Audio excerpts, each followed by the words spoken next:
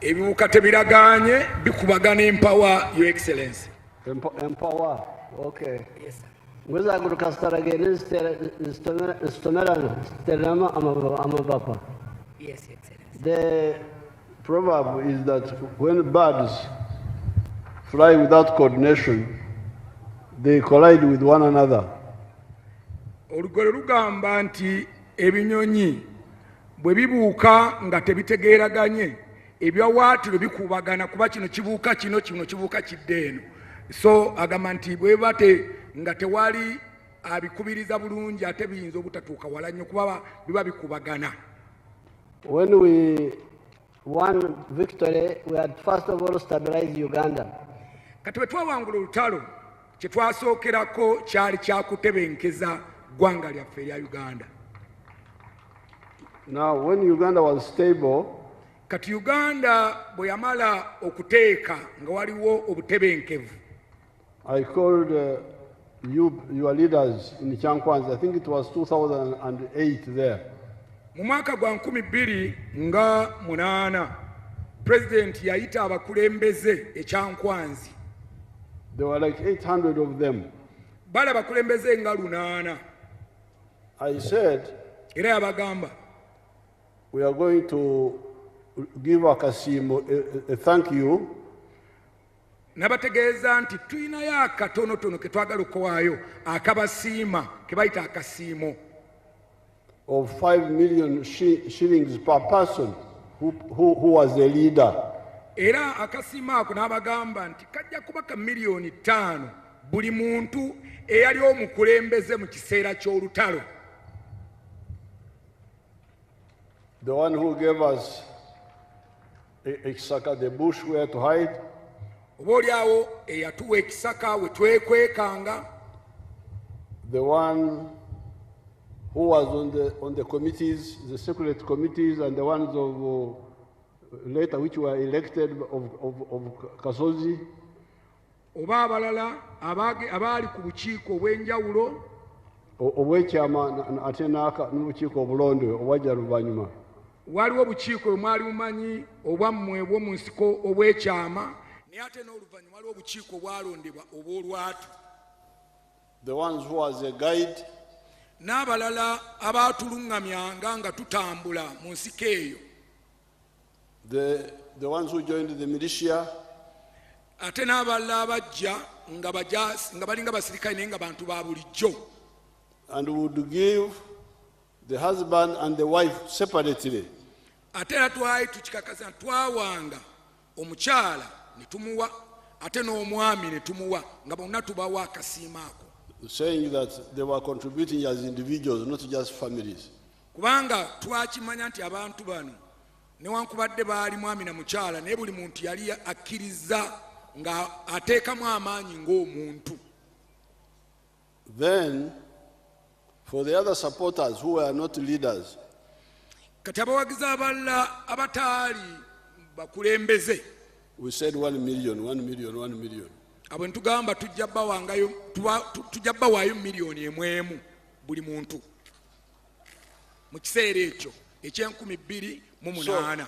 Therefore, this PDM we are talking about now, kati bwe twogera ku nkola eno eya PDM eya Parish Development Model of 1 million per family, eya miliyoni emu President gyagaba gye baleeta buli maka, ekyo yali akitandika dda mu famire z'abalwanyi mu mwaka gwa 2008. The supporter 1 million. Abawagizi abatuwagira miliyoni emu. The leaders 5 million. Abatukulembera nga bakulembera abakulembeze abatuyambangako nabo nga twabawa miliyoni 5. So Kawandwa, the sentence Zalagawa. Yes, sir. What is the problem? Because this was long ago. Kawandwa jango tegezeko. President asabye mwami Kabandwa ajja tunnyonnyole ku nsimbi ezo engeri gye zaakozesebwamu kubanga ezo zaali zatandika dda mu 2008 ezagenda mu famire z'abalwanyi abawagizi ne ba leaders abakulembeze abakulembera.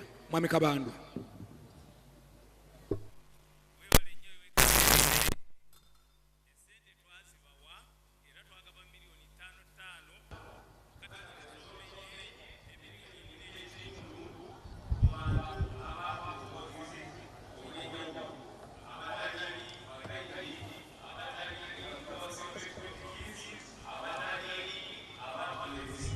Kale katubuuza baawano Lyantonde mwafuna ssente ezo?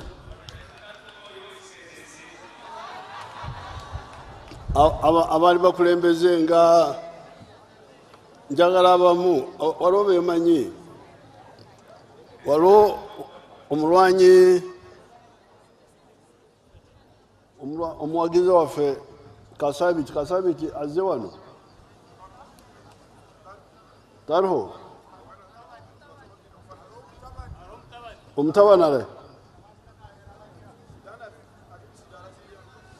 omwana wa Kasabiti era tugambire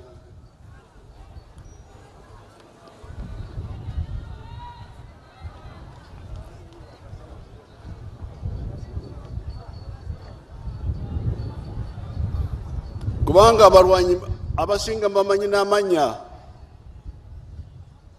n'olwekyo arahe omwana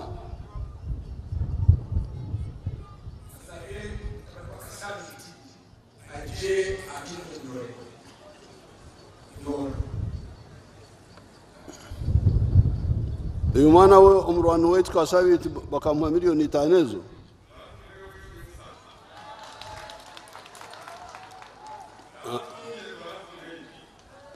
Oyina okumanya oba azaire omukitureka eki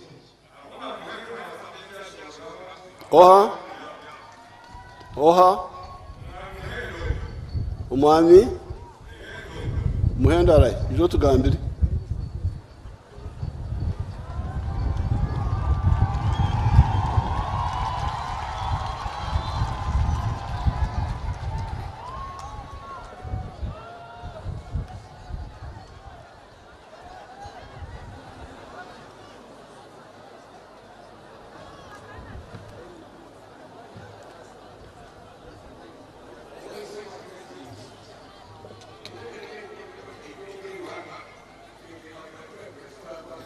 yogera siwulira bulungi.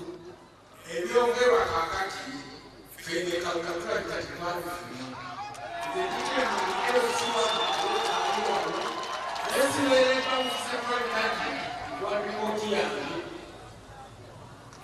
ebyo byonna mbirina mu buwandiike, sirina nantambula, sirina kyendi, naye nga nali omu ku abo abaatandikira ddala mu ntandiko yonna.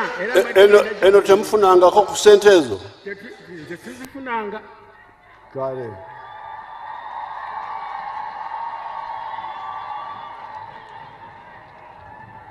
kati minisita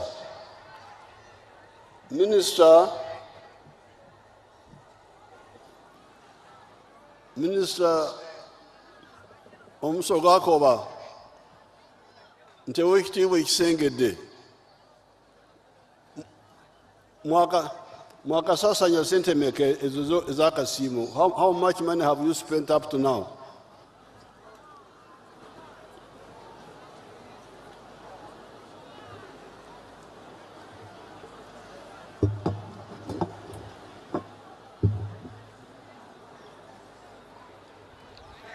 Your Excellency, twakasasanya bilioni 218.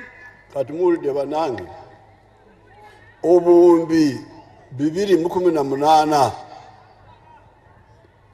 obuwumbi 218 zakasasanyizibwa ku nsonga eyo.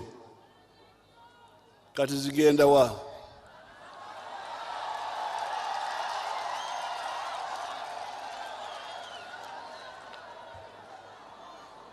Kati awo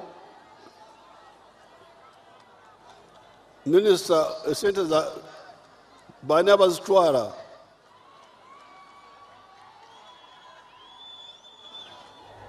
Your Excellency, bagamba nti tusasudde abantu 8,873. Abantu 8,800 bakafuna sente ezo. 8,800. 80,000. 87,000, Your Excellency. So, kata Omuganda wagambira nti ekitata muyima tekimala konte.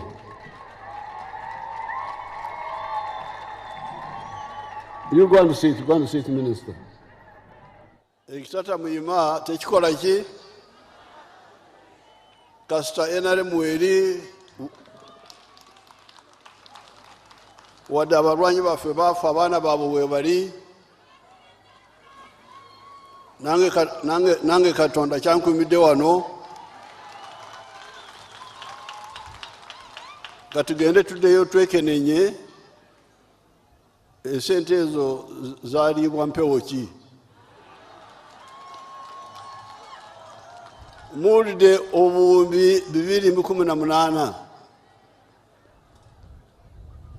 singa twagaba alina calculator singa twagaba million 5 obuwumbi 218 zandufunyiddwa abantu bameka million 5 songa 5 zaali z'abakulembeze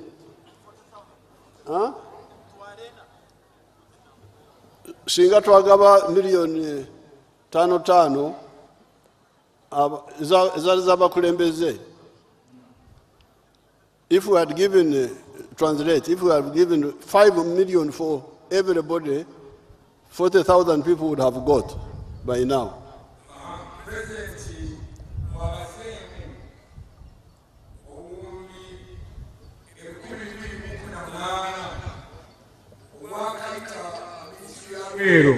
Ez'abalwanyi singa ensimbi zino zaagabibwa nga bagaba million 5 newankubadde ez'ettaano zaali z'abakulembeze mu nteekateeka nga bwe yali sente zino at least zandibadde zaakasasula abantu 40,000. And yet we do not have 40,000 leaders. Ate ng'akijjukira bulungi mu nsiko tebabangako n'abakulembeze bawera 40,000. So all the supporters would have got, the leaders would have got, and the supporters would have got by now. Singa ensimbi zino zaali zikwatiddwa bulungi, President agamba nti abakulembeze bonna abaali balina okufuna million 5 bandibadde bafunye. Nabana abawagizi abaali aba million 1 bandibadde bafunye sente. So, and you have seen how much 1 million is doing now. PDM, which we started recently, you have seen how much it is helping. Ate mwerabiddeko million 1 eno egabibwa buli family mu programu ya Parish Development Model PDM kyekoze enkyukakyuka ey'omuggundu gyekoze mu maka agaziweereddwa. So kitegeeza sente zino ate okuva mu mwaka gwa 2008 ate zandibadde kikoze omulimu munene. Then this was when the money was actually, when things were cheaper that time. Zo zaddako mu biseera ebyo ebintu byali bikyalina ku sente za wansi. Miliyoni yali ezitowa nnyo mu kiseera ekyo okusinga ey'olwaleero.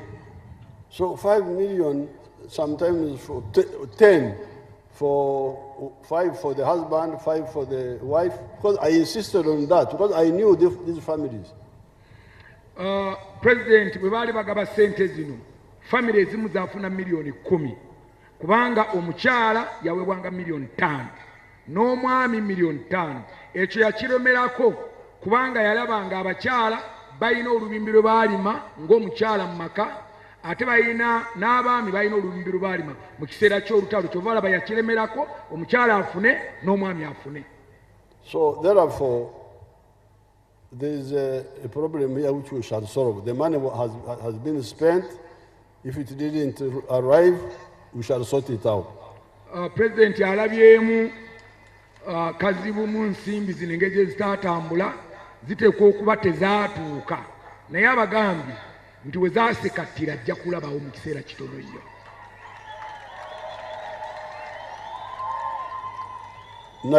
But this time the emperor must be pushed out. The emperor ni yasibukawa. Naye tajja kireka bulesaawo mbula ajja kumanya obuzibu bwavaawa ani yatuusa empewo mu kifo kya ssente era oyo yatuusa empewo alina okuvunaanibwa.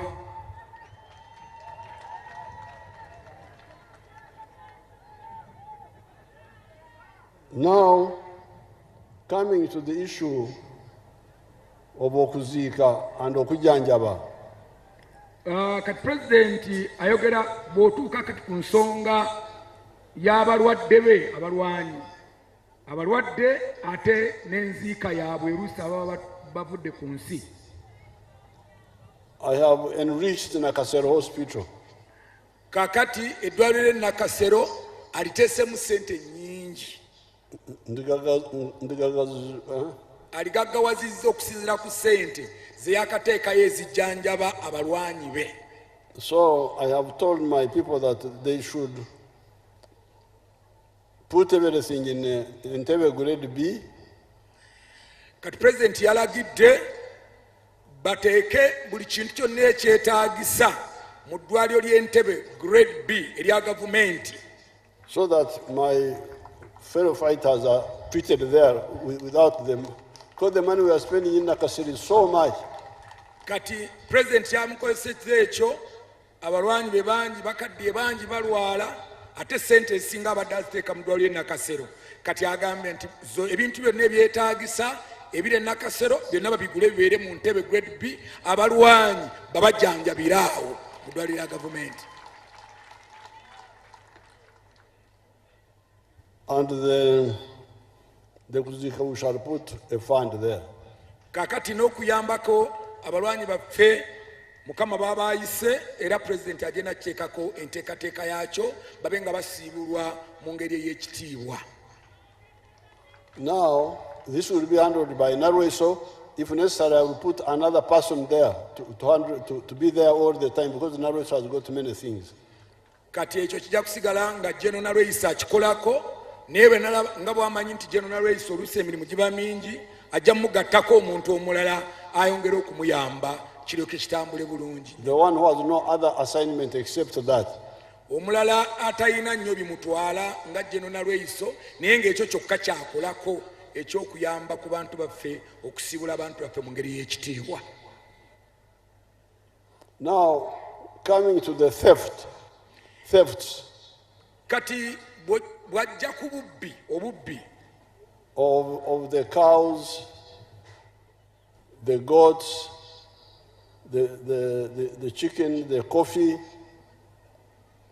President bwajja ku obubbi bw'ente, ababba embuzi, ababba emmwanyi, obubbi obwo buli mu byalo. You remember there was a group which killed people on New Year's Day. Mujjukira emabegako waliwo abagajambuzi abatta abantu ku lunaku olusooka omwaka. In Kisojo. Kisojo. Kisojo is like in Bukomansimbo where? Bukomansimbi.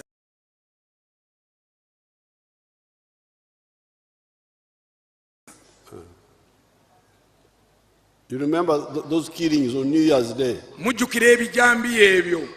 Era ebijambi ebyo byaliwo ku lunaku olusooka omwaka. Abantu ne batirimbulwa bano nga bali mu kudigida naye nga abantu babatirimbula mu mayumba. I visited the area myself. Kati President ensonga enjegeyo bwe yaggwaawo yagenda yennyini n'agenda mu kyalo ekyo. And I could see the problem was organization. Era President bwe yatunula yalabanga ekizibu kyali mu kuba nti waliwo nkwatagana bulungi.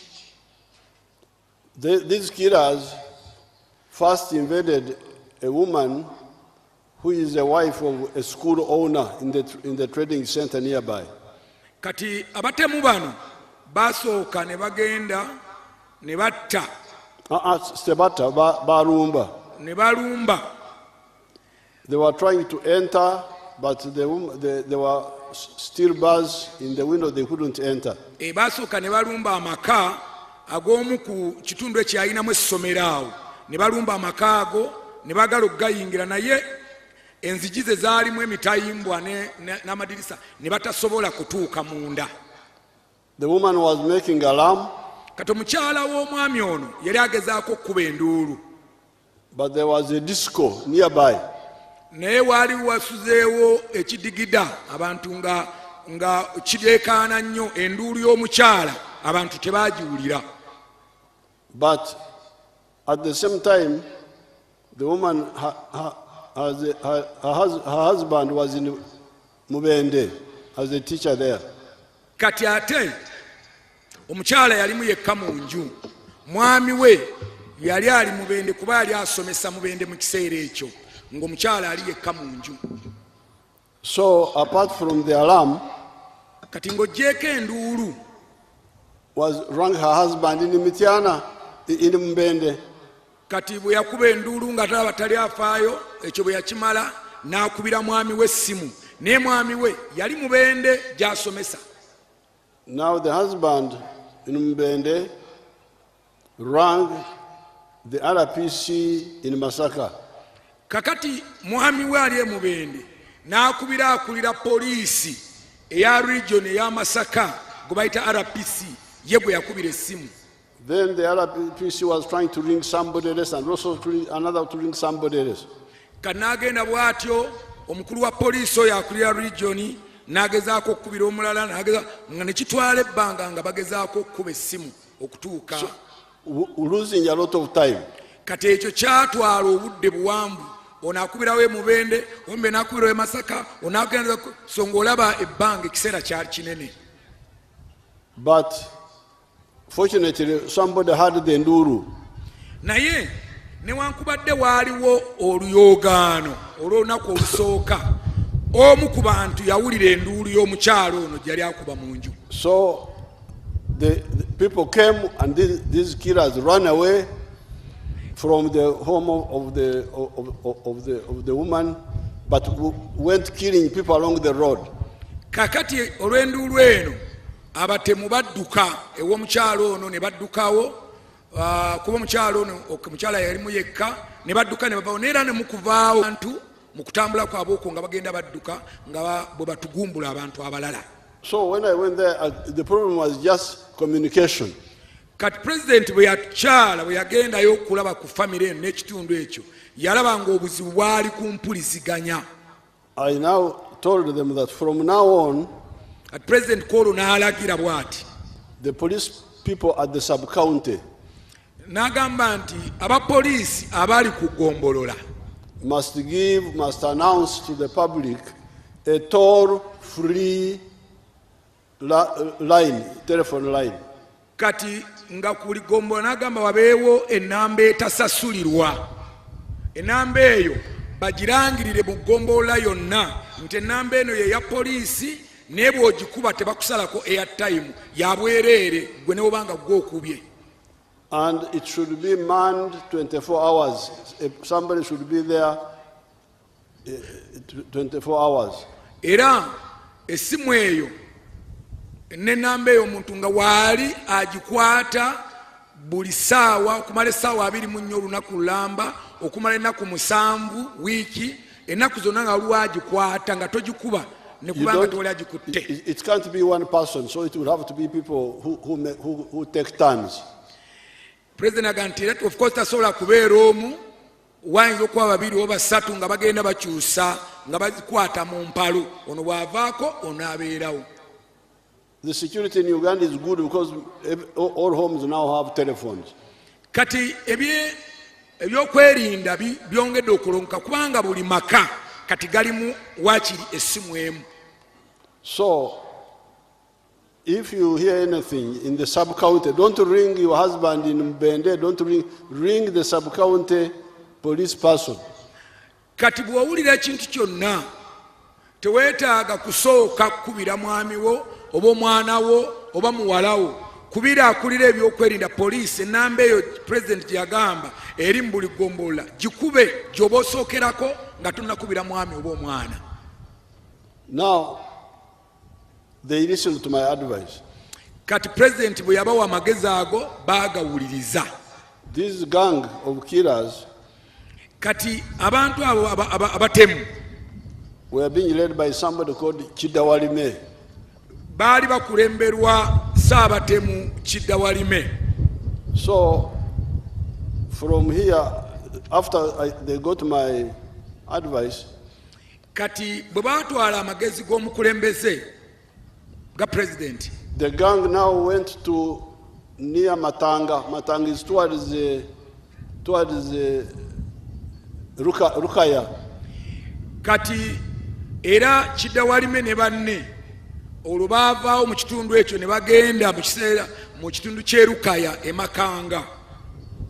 And one night they attacked the home of a nurse, a medical nurse. Olwo bavudde bukomansimbi bali Kalungu baalumba amaka ag'omusawo omukyala. A girl called Nachambade. Omukyala oyo yali ayitibwa Nakyambadde. So when they were trying to break into the house, she rang the local police of the sub-county as I had told them. Kati bwe bagezaako okuyingira enju ye n'akubirawo essimu n'akuba ku poliisi y'okugombolola ng'amagezi gaali n'akuba ku nnamba eri pulezidenti gye yalagira okubeera ku buli gombola eya poliisi.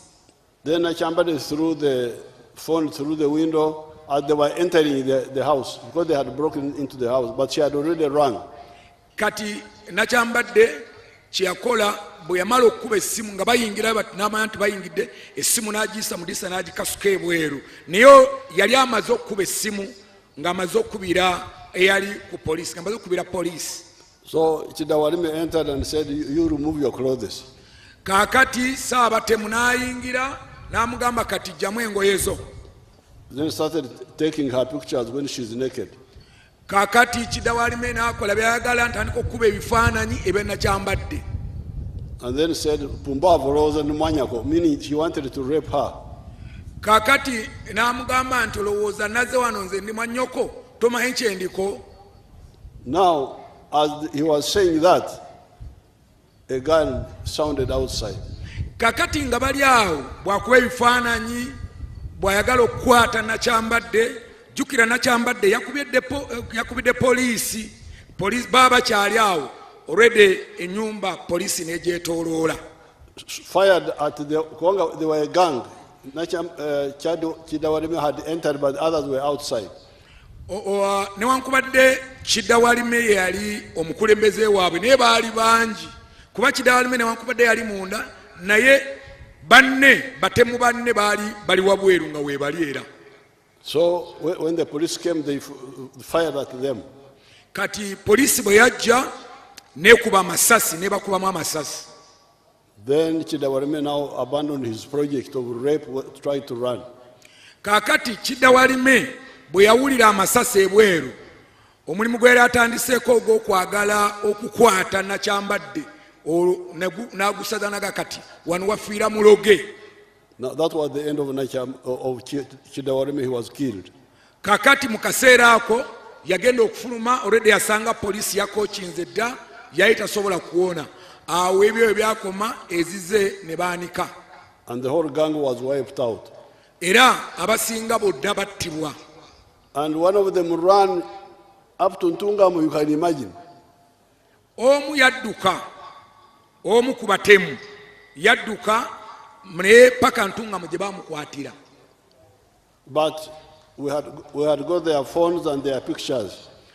Naye olw'okuba nti essimu zaabwe n'ebifaananyi byabwe byali bimaze security ng'emaze okubifuna yali talina wayinza kwekweka. Police had advertised them.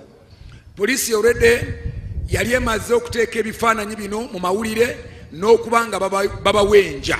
One of them was in Nyabihoko. Nyabihoko is not even on the map of Uganda.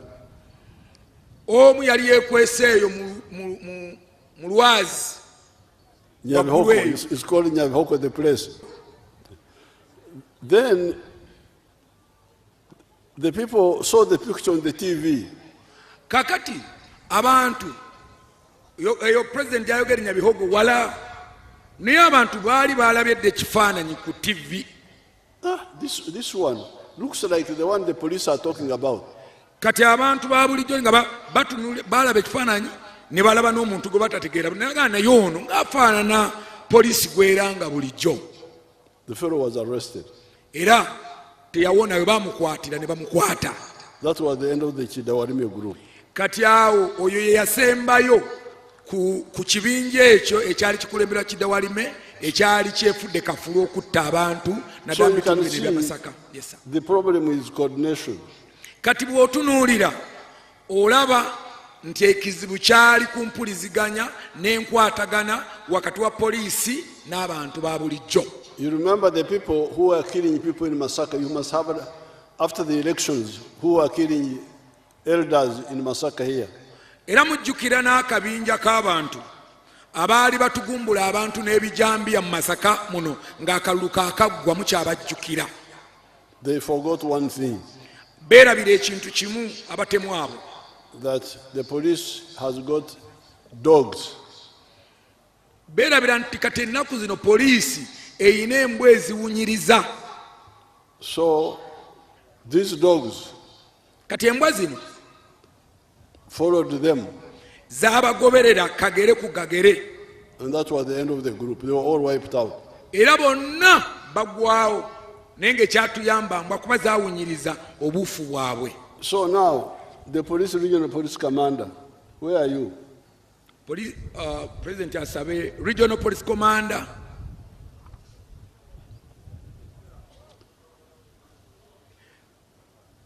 Omupoliisi akulira region eno.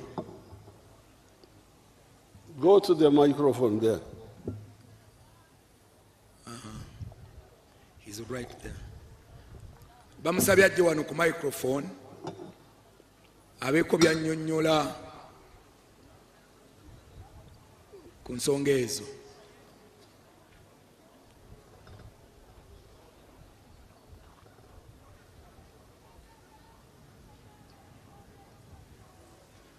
Where is he? Oh, there.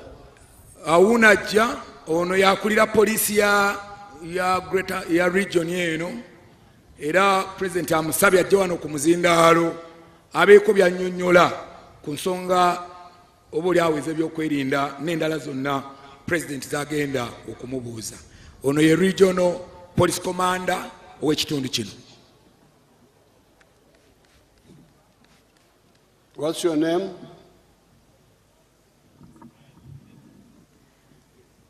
Your Excellency, my name is SSP Tugume Ezra. Tugume, have you started implementing the sub-county-based police effort? Sir, the sub-county policing model in Greater Masaka has been implemented to 100%. All sub-counties in our region have 12 personnel, a counter phone, and some sub-counties are yet to receive motorcycles that are going to support our operations, where we can easily reach out to the calls that are coming from the community. Do you have police dogs? Your Excellency, the districts in Greater Masaka, including Lyantonde where we have a police dog. We have how many? We have a police dog in Lyantonde and all the other districts in the greater region, Masaka. Each district? Yes, Your Excellency.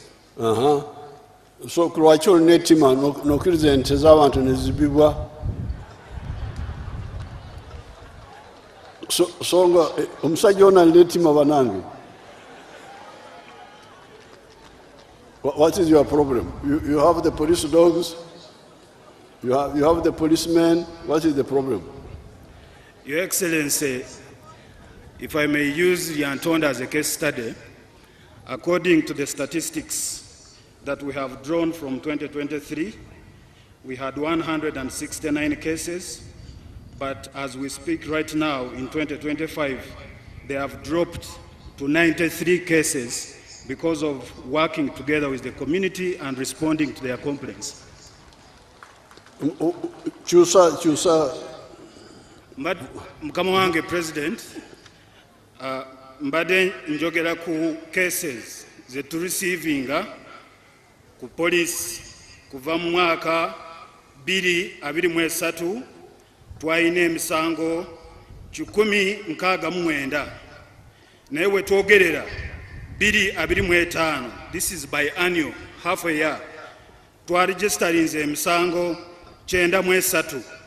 Mukama wange President, Ebyo bya police bye bakola bulijjo.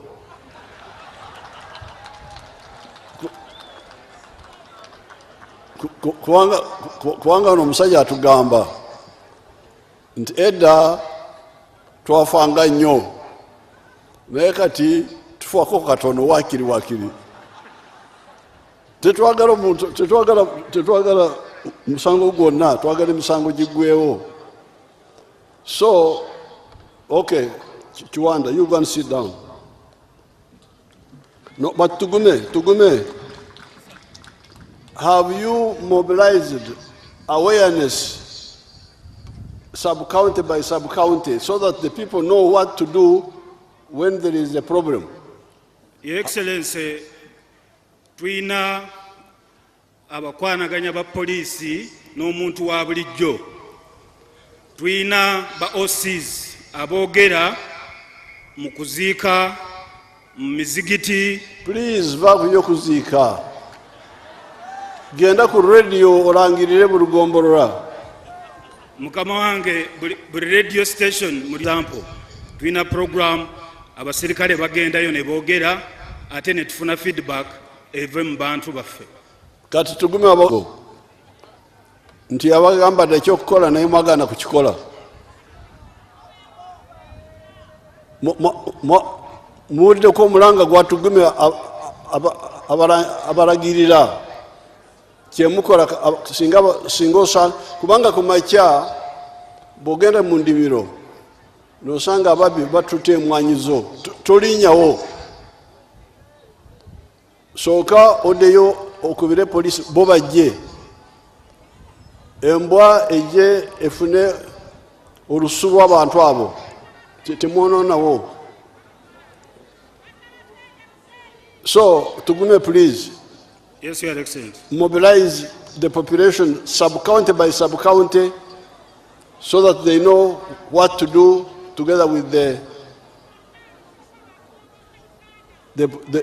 police and the population. Mukama wange, we shall improve. Kale. Yes, sir. Chiwanda genda maaso. Thank you, Your Excellency. Chiwanda tafuta. Your Excellency, Byenjogedde. basebo ne bannyabo President ayise Mwami Tugume nga Tugume ono yakulira police mu region yaffe eno eya Greater Masaka.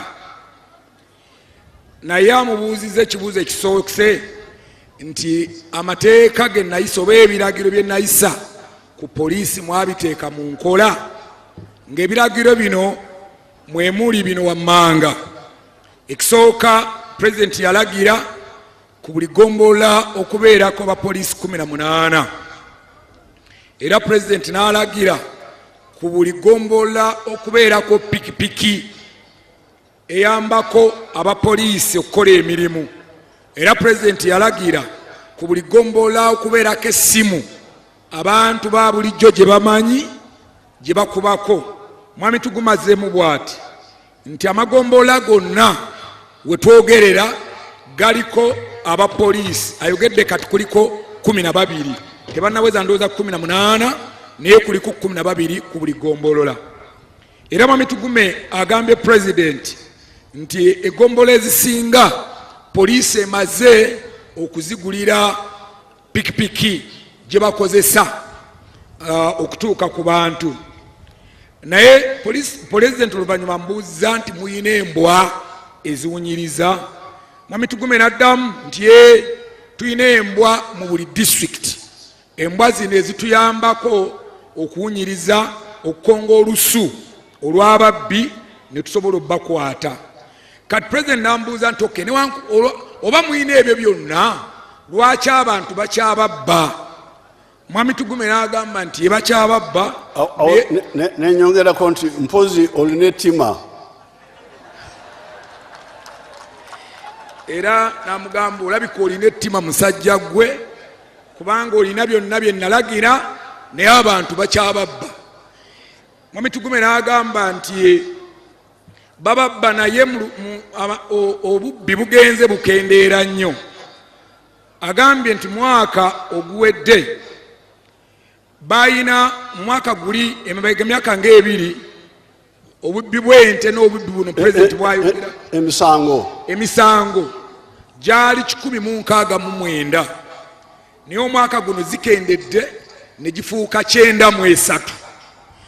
Kati ye Tugume ng'alaba ekyo poliisi ekoze nnyo. President n'amugamba nti ebyo bya poliisi bya bulijjo bye mutugamba bemusinga ngo gikendedde ezo statement tuzikooye, twagala obubbi bugwerewo ddala nga tewaliiwo kubba bintu by'abantu. President ayongedde n'asaba n'alagira Tugume baggulewo enkolagano ey'omuggundu wakati wa poliisi n'abantu, bagende ku rediyo babannyonnyole, ennamba eziri ku magombolola bazibawe, ennamba ezo baziwandiike ku bipande mu buli katawuni ng'osangawo ennamba ya poliisi, ku Bugonda ku ggombolola nga kweri, ku Muluka kweri, buli kyemaani w'ekyalo ng'ennamba ya poliisi agirina, ne buli maka President ayagala ng'ennamba ya poliisi mugirina. Ennamba y'egombolola eyo ey'egombolola gye yalagiddeko etasasulwa. Sikuba Masaka simanyiwa no awo. Era President abasabye nti mulekeraawo ng'abadde bakakubba emmwanyi bakaziwulula bwe bati, n'ogenda nga bw'okwata ku muti bw'olaga abantu zabadde zaabala nnyo wano baawuluddewo, ate oluvannyuma n'oleeta embwa. Embwa ejja kukwata ggwe eyasembyeyo okukwata we babbye ekintu. President abasaba bw'oba osanze nga baamenye ennyumba yo, babbye emmwanyi zo, babbye ente zo, ekiraalo tokikwatako paka poliisi ng'emaze okujja, ng'emaze n'okuleeta embwa eziwunyiriza, kubanga bw'okola bw'otyo oba oyonoona otta obujulizi. Zezo ensonga ezibadde wakati wa President ne RPC. Embwa zatuyamba okumalawo abatemu ab'e Masaka ab'ebijambiya bonna twabakwata. Yes, Excellency. Now on the issue of the land. Kati ku nsonga y'ettaka. The issue of the land, in the CA, we had a battle with the landowners, and to some extent, people were claiming to work for Mengo. Kati mu lukiiko lw'abagassemateeka ensonga y'ettaka eno lwali lutalo lunene nnyo. Okusooka lutalo baalusanga bano ng'abalwanyi, baalusanga eri abantu abalina ettaka, ba landlords abogerwako, ate n'abantu abamu abalowooza nti baalina akakwate ne Mengo. They were saying bo nga bagamba that muleke ab'amataka tukolagana n'ab'ebibanja. Kati bo nga bagamba nti ffe mutuleke, mutwagaza ki, ffe mutuleke tufune enkolagana yaffe wakati waffe ffe ab'ettaka n'ab'ebibanja bali ku bibanja byaffe. Meaning that we should leave the landlords to negotiate with the tenants. Kati nga baga gavumenti temweyingiza mu nkolagana yaffe, ffe mutuleke ffe abalina ettaka tujja kolagana n'ab'ebibanja, mutuleke enkolagana ffe ejja genda mu maaso mu ngeri yaffe. We said no, we can't leave you. Ekyo Saabalwanyi n'agamba nedda, tetusobola kubaleka, tetusobola kuleka b'abibanja kubalekera b'amataka. This problem was created by the colonialists. Kubanga obuzibu buno bw'ettaka bwatandikira ddala mu nfuga y'abamatwale mabega ddala ng'abamatwale bakyali wano. It is not something that should be handled by citizen to citizen. It must be the government. era ensonga eno tetusobola girekera abataka ku bataka abantu ku bantu balina okubaamu omukono gwa gavumenti. So that's why we said land evictions are banned. Era ensonga lwaki bagamba nti okugoba abantu ku ttaka kuva mu CA tekudda kuwereddwa okugoba abantu ab'ebibanja ku ttaka. The busuru, the rent must have a kikomo set by the central government. Era n'ensonga y'obusuulu nga teyina kulekebwa ntegeeragana ya nannyini ttaka na wa kibanja, wabula gavumenti yeyina okuteeka omuwendo gw'obusuulu era nga guliko ekkomo. Obusuru obulukwe ekkomo. Yes, Your Excellency. So, and then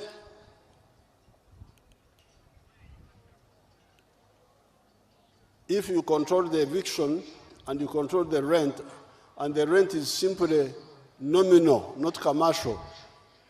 Kati President bonga abalwanyi baga nti bw'osobola okufuga obusuulu ng'obuyinako ekkomo ate ng'era olina tebasobola kukugoba ku ttaka ng'omaze era ng'olina n'okuteekawo ekiragiro ekigaana abantu okubagoba ku ttaka. Ekizibu ky'ettaka oba okinogedde eddagala. On what basis are they evicting people? Era basinziiranga ku ki okugoba abantu ku ttaka? They are not doing it legally. Kubanga abakikola bakikola mu bumenyi bw'amateeka.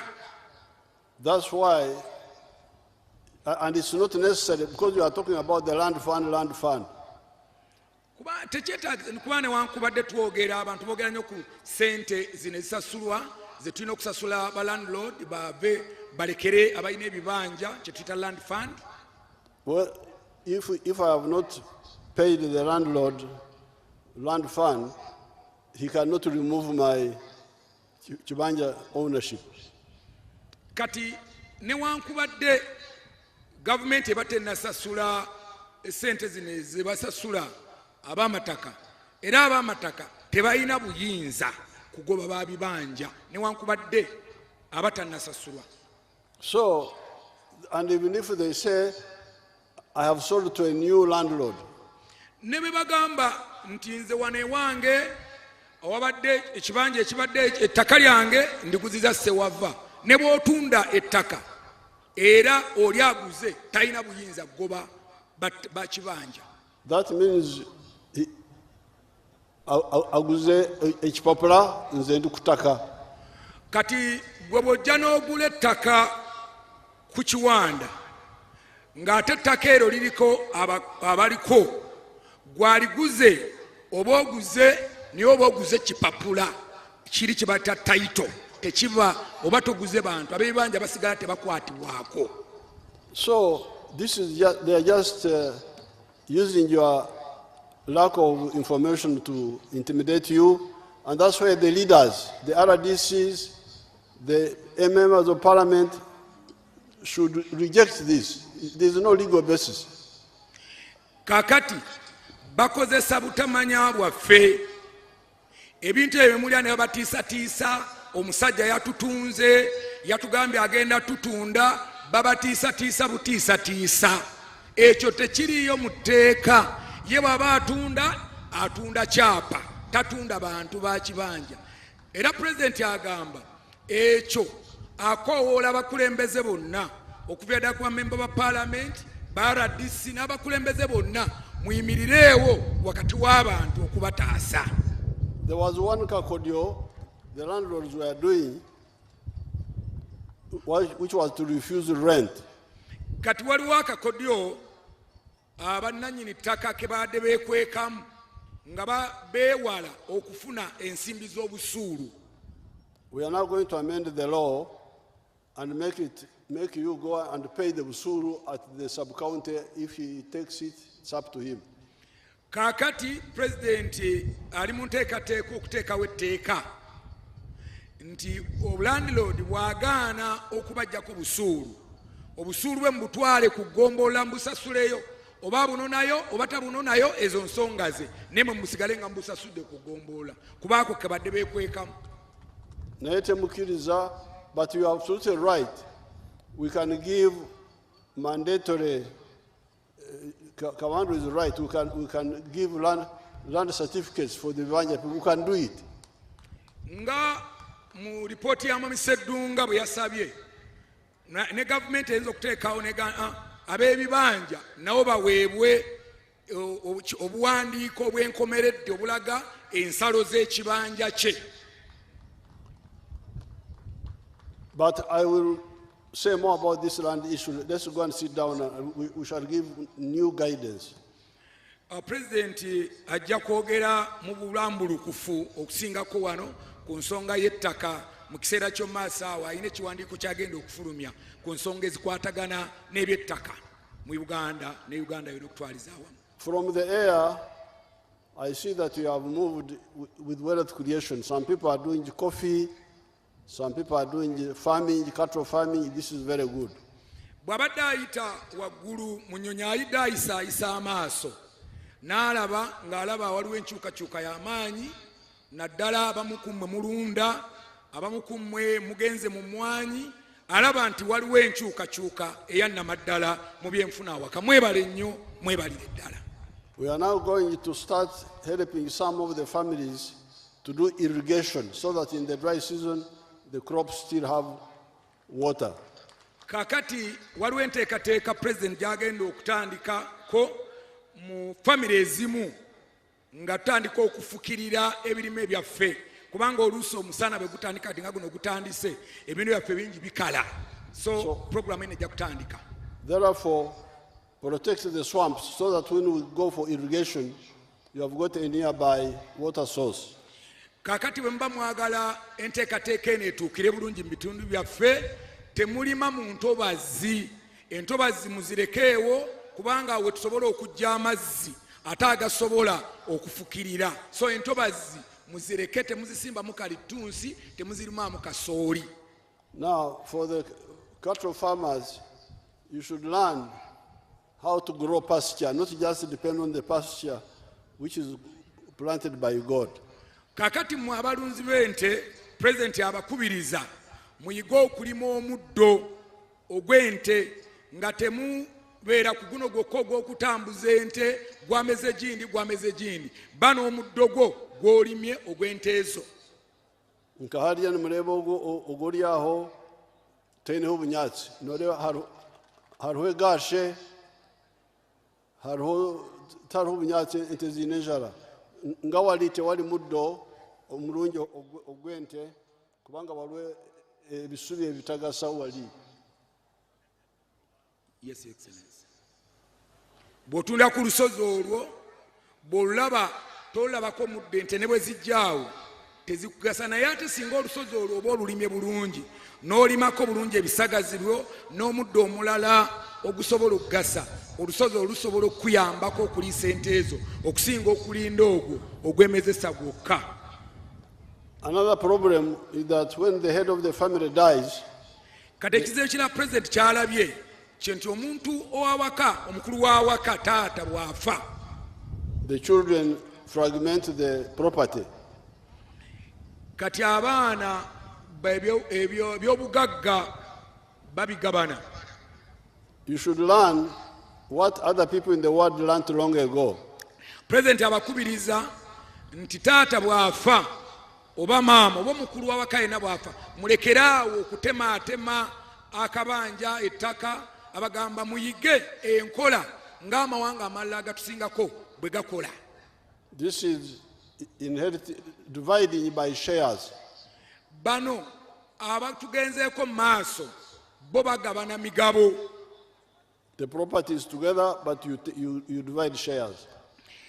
Ebyobugagga bisigala we wamu omusiri gw'omwanya gusigala we gwamu faamu esigala y'emu naye mugabana ebivudde mu faamu yammwe okusinga okugabanya mu faamu yammwe. I have heard your demand on the Ntutsi Kashagama Lyantonde road.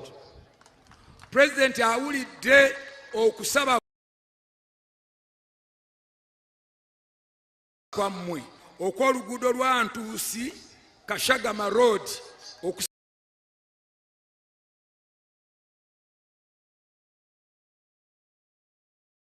okwakuwulidde President. Niza kugikola nk'etaashuro yanyu, niza kugibataashura.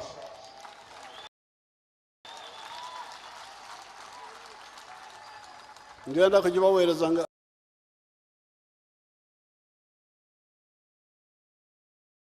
ng'ekirabo ku lw'okuwagira NRM.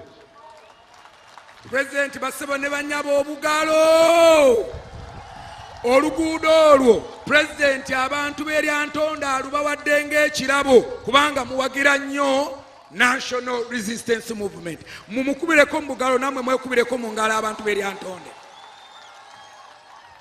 Ate n'abakooki baffe Lyantonde Lumbugurakai.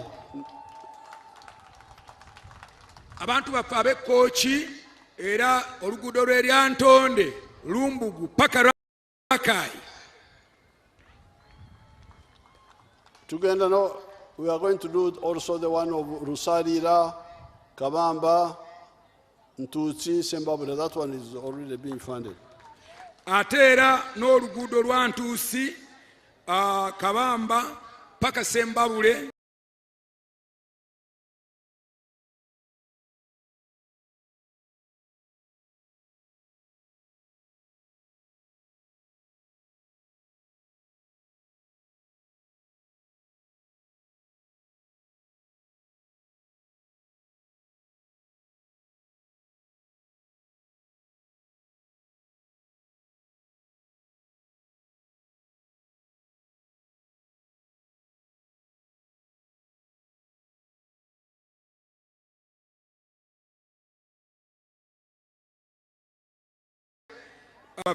enzimu ze tusobola okuzimba. You may not have to build the whole house yourself. Enyumba yonna oyinza okuba nga temugizimba yonna nga ministry, but you can give like mabati and cement. Naye muyinza okuwa ebyo omuntu by'atasobola okugeza ne mumuwa amabaati ne muwa ne cement nga yasobola okwekubira bulooka n'abaana be ennyumba eyo n'abeera ng'asobola okugizimba. Provided he can show you that he can make the bricks. Era ng'abakakasizza nti bulooka asobola ozeekubira n'ebirala ebitonotono asobola obyekolera ng'ekizibu ky'alina kya mabaati ne cement, ministry ya Luweero esobola okuteekaawo essira. So that we finish one problem, not touch schools, touch this one, touch that one.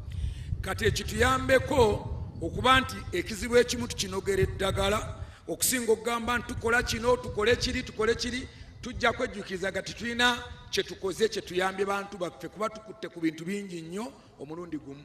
I had forgotten when we started NADS.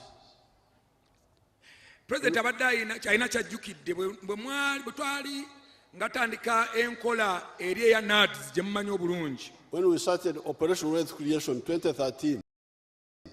Ate era n'enkola eri ey'abasirikale ey'otugabira ebintu gye twayita OWC, Operation Wealth Creation. I told General Sare to first give the families of the Barwanyi the coffee seedlings and so on.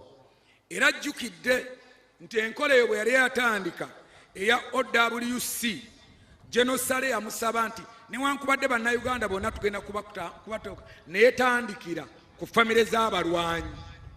And he did it, and it was only after he had given all of them that I allowed him to go to the others. Era President agamba ekyo yakikola, General Sare yakikola. Abantu bonna yatandikira mu famire z'abalwanyi, olwamala famire z'abalwanyi n'alyoka afuluma n'ayambako ne families endala zonna. So I will get time and find out where these programs get started. Kati President agamba agenda kufuna ekiseera ayeekenneenye programu zino zifiira wa, lwaki tezituuka bulungi oluusi gy'aba azisuubidde okutuuka. Kale mwebale abantu b'e Kaliiro, mwebale mwena kujaha. President abeebazizza mwebale kujja, mwebale nnyo, mwebale ddala, mwekubireko mu ngalo abantu b'e Kaliiro n'abantu b'e Lyantonde mwenna. Simanyi mu Luganda Oluganda bagamba Kaliiro. Ka- But it is Kaliiro. Kaliiro means okwarra is where to get you lay things on the floor properly. Oh. Omuluganda Kaliiro kitegeeza ki? Kyagala okufaanagana mu excellence Kaliiro naye kubanga boga Kaliiro to mean some fire but Kaliiro okwaliira nga bwe yaliirirawo emmere nga bwe yaliirirawo ogenda okwebaka nga bwe yaliira. Oh, Yes, it's the same. it's the same sir. Very good. Yes, excellence. Abakaliiro mwebale munonga kuja kutwagira aba Lyantonde, aba Bwera, aba Kaijumba, Kochi, omanya amanya gawano gadda, kino ekitundu bakiyita Bwera. Bwera eno ate ne Sempabule naye Bwera. Bwera bwefone egininga neri. Niyo Bwera bwifo. Egino Bwera bwa ruguru. Bagamba nti eno Bwera eya waggulu eno.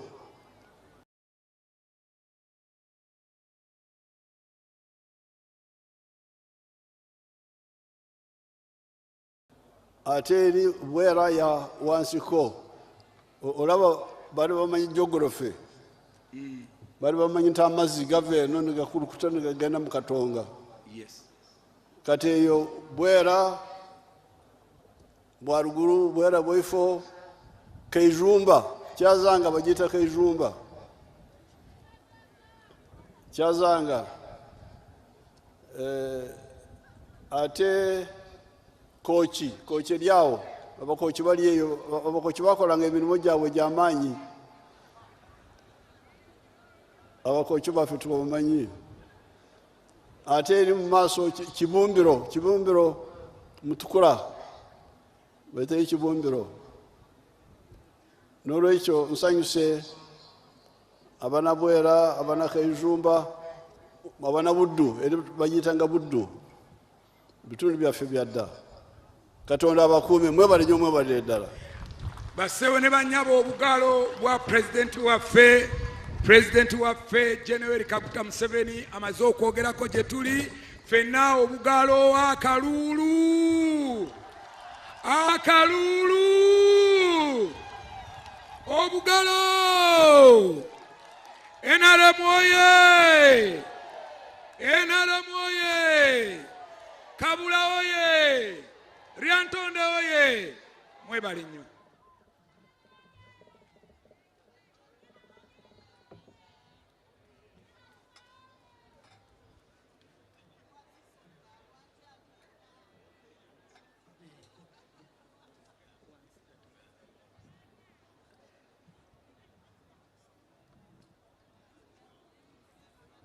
Your Excellency, I want to thank you for the parental insight through your speech, full of guidance and wisdom towards achieving socio-economic transformation to the citizens of Uganda as a sign of securing their future as our national chairman of the mighty party NRM and President of the Republic of Uganda. Leaders, during your speech, the people of Lyantonde and all your guests gathered here today appreciate your intellectual presentation and are requesting you, sir, to contest as President of the Republic of Uganda come 2026. Your Excellency, in a special way, allow me to recognize the national leaders seated next to you, sir. We have our Mama, the First Lady and Minister of Education and Sports and Mother of the Nation, Mama Janet Kata Museveni. We have Her Excellency, the Vice President of the Republic of Uganda and Woman Member of Parliament, Katakwi District, Major retired Jessica Alupo Rosepel. Election of the NRM party, Alhaj Moses Chigongo. We have the Right Honorable Secretary General of the Might Party NRM, Right Honorable Richard Todung. We have the second National Vice Chairperson of the NRM party and Minister of the East African Community Affairs and Woman Member of Parliament for Kamoli District, Right Honorable Dr. Rebecca Alitwala Kadaga. Your Excellency, we've joined by the Honorable Ministers and Ministers of State. We have the Mama once again, Minister of Education and Sports, Mama Janet Kataham 7. We have Honorable Jacob Oboth,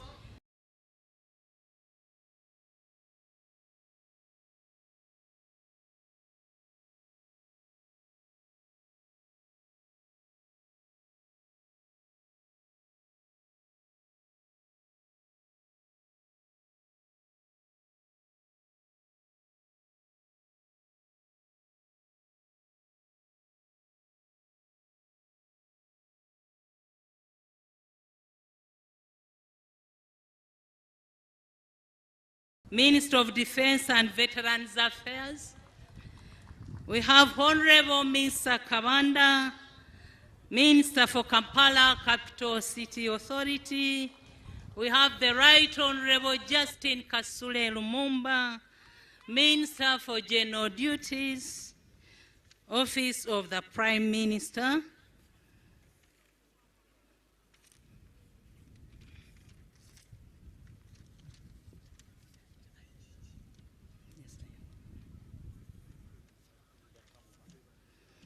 We have the Honorable Ministers of State.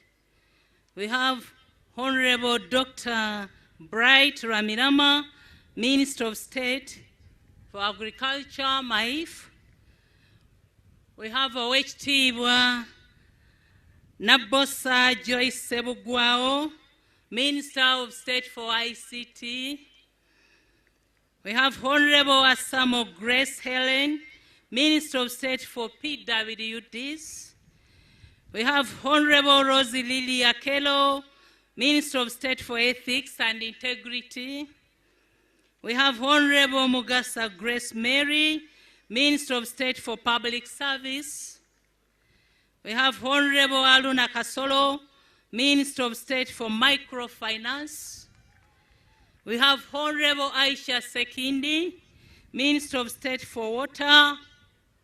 We have Honorable Beatrice Akero Okori, Minister of State for Economic Monitoring.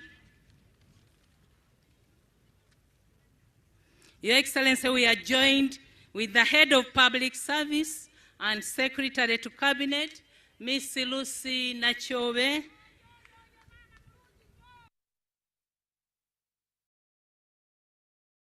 The President, Haji Yunus Kakande.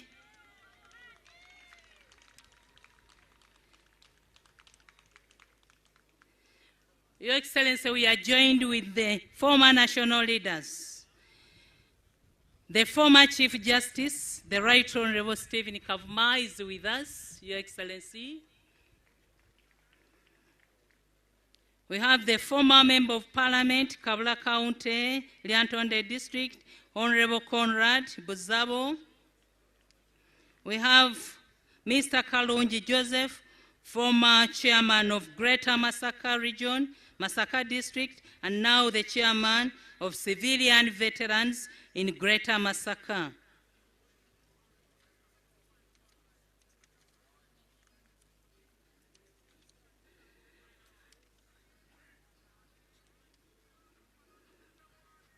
Your Excellency, in a special way, allow me to introduce the Honorable SEC members. Number one is His Excellency, General Retired Yoweri Kaguta Museveni, the chairman of the mighty party NRM, national chairman of the mighty NRM, and president of the Republic of Uganda. We have the Right Honorable Moses Chigongo, vice chairman. We have the Right Honorable Rebecca Litwala Kadaga, female vice chairperson. We have Honorable Chiwanda Godfrey Subi, vice chairperson Buganda. We have Honorable Lydia Wanyoto Mutende, national chairperson Women League. We have Right Honorable Richard Todong as our Secretary General of the NRM Party. Your Excellency, we are also joined by the members of Parliament.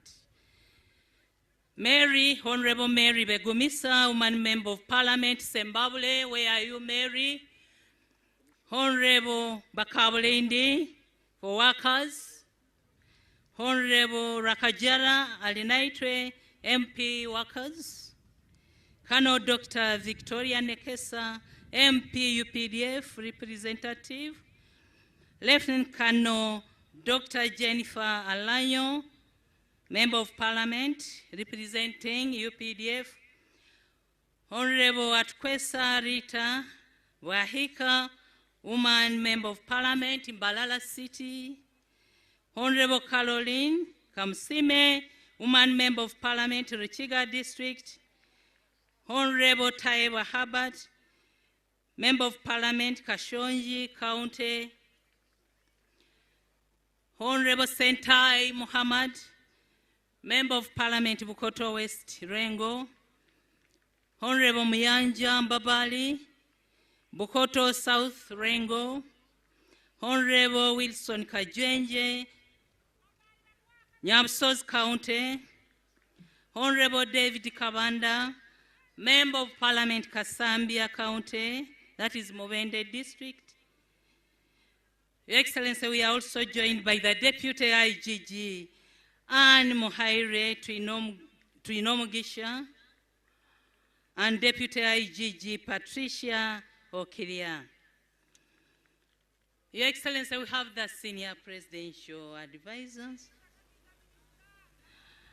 Justin Namere Subga, the senior presidential advisor on Greater Masaka region and CEO TMTV in Masaka City, the only television in the Greater Masaka region, and she's a very good NRM mobilizer. We have Mr. George Mutabazi, the senior presidential advisor on politics. Your Excellency, we have the religious leaders. Alfred Muhozi, Bishop of North Ankole Diocese. Sheikh Maweja Juma, Commander, Regional Card, West Buganda. Bishop, South Buganda, SDA, Pastor Salongo Kalumba.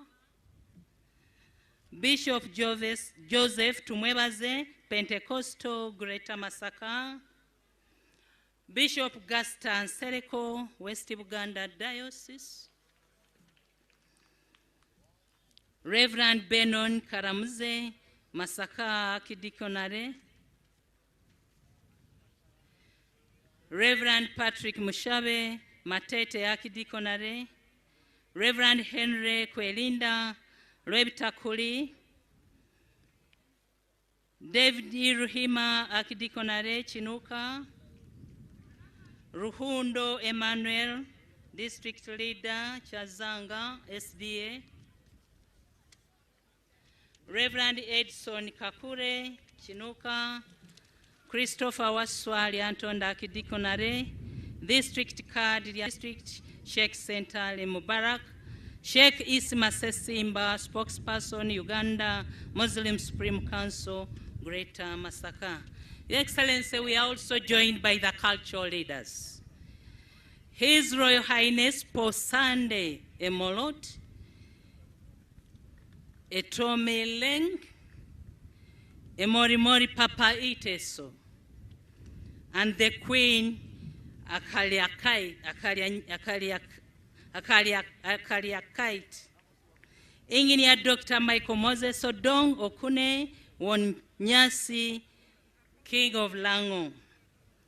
Francis Ogwana, Minister of Wonyasi Lango, His Royal Highness Lieutenant Colonel Kamia Martin Ayonge,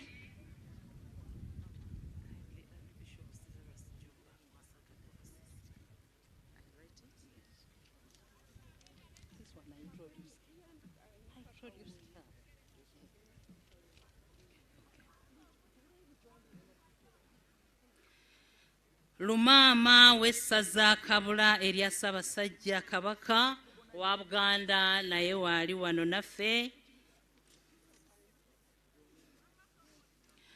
Right Honorable Prince Angala Opa Lawrence, representing His Royal Highness King of Alul, plus his dear wife, who is also a minister in the kingdom.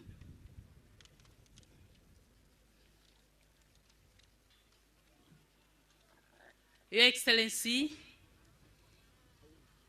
your Yelgal Honorable Minister Nifa Kawoya is also with us in yellow as usual.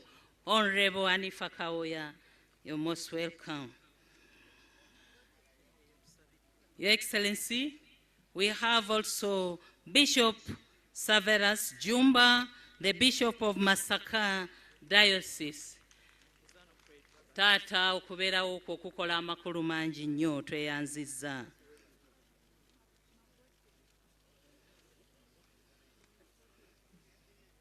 Your Excellency, you are joined by the fraternity of the RDCs, RCCs, deputy RDCs, deputy RCCs, and assistants. Your Excellency, we have the RDC Lyantonde Nkojo David, RDC Bile Janet Mulindwa Masaka, RDC Apollo Mugume Chotera, RDC Emi Katera Lwengo, Captain Yahaya Kakoza, RDC Kazo, RDC Mbete Jereize Godfrey Banda, RDC Bakunda George Chiruhura, RDC Kagai Jane Sembabule, RDC Kayondo Pade Kalungu, RDC Washak Ahmed RCC Masaka, Kamukama Nicholas Binyangabu, Ninsima Gachbayo Jinja District, Sarah Kimba RDC Rakai. We are joined with the Deputy RDC. Deputy RDCs Theopis Tambabas, Imanye Kabonera, Seruaji Faizo Sembabule, Kabale Perus Chankwanzi, Kagaiga Miriam Kalongu,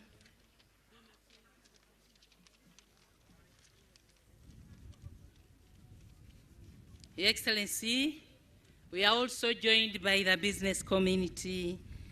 There are only two.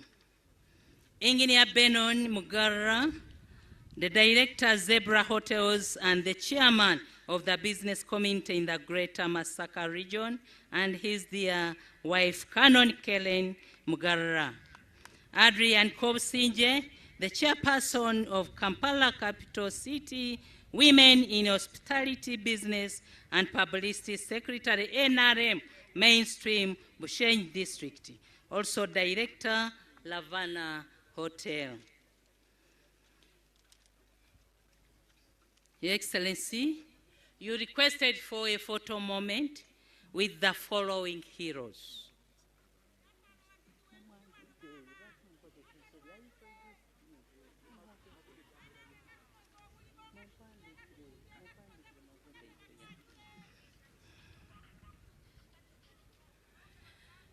Your Excellency, below are the names of our heroes who are going to have a photo moment with you, sir. Let Mzee Chaka, George Chinywa Ezekiel Rwamurinda, Dr. Bernard Buzabo, Lazar Chamzigita, Kaloli Ranga, Joseph Wanika, Misak Kachochori, Miriam Namarakik, Elia Sewandagi, Ezekiel Rabtiti, Paul Rita Rutio, Emmanuel Kamihingo, Jane Komugisha, Miss Kasabit, Sam Kamganga, Jeremiah Mhendo, Zedekia Nyamwiru, Kezekia Rutemba, Mzee John Karisa, Hindra family, late Rita Charles, Matia Chibirige, Mzee Bagambana, Ben Sebugwao, Damiano Chateka, Erika Rano, Mzee Baranta, Mzee Kabiri Edward, Luowa Salong, Mzee Barikudembe, Nyamzaki, Kasigas John.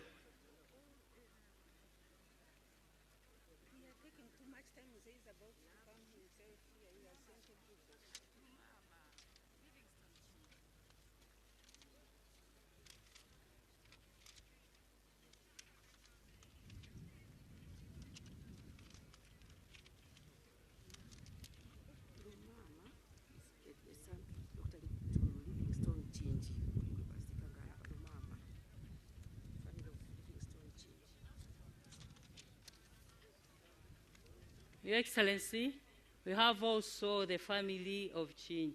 Banange mteketeka abantu abo, mzee yasabye ekifaananyi n'abantu abo. Bonna bensomye mujje mu maaso wano, mzee yasabye ekifaananyi ekyo nammwe. Your Excellency, we are remaining with only 2 activities and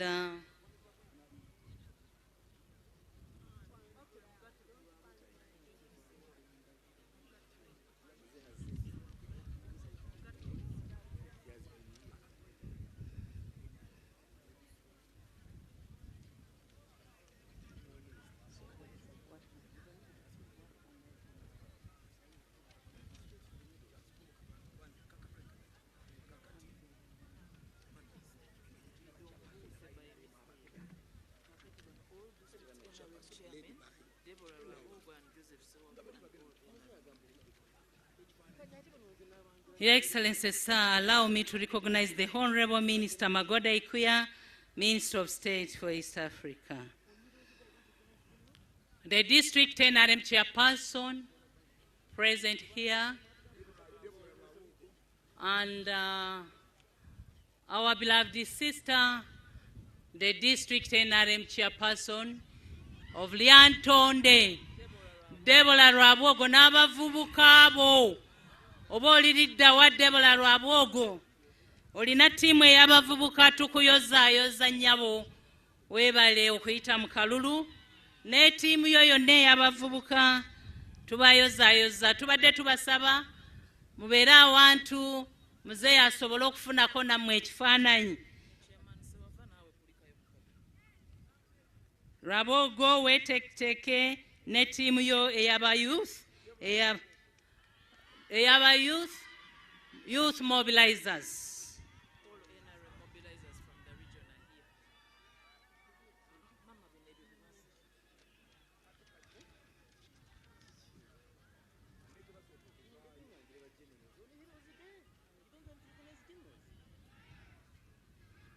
Your Excellency, at this juncture,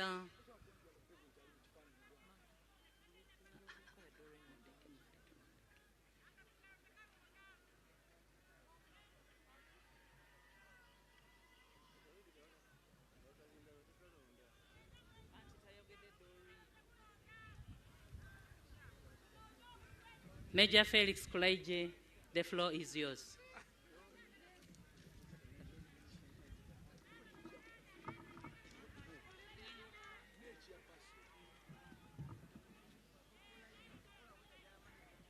Your Excellency, I'm Major General Felix Kulaije, and allow me to take recognition of the following.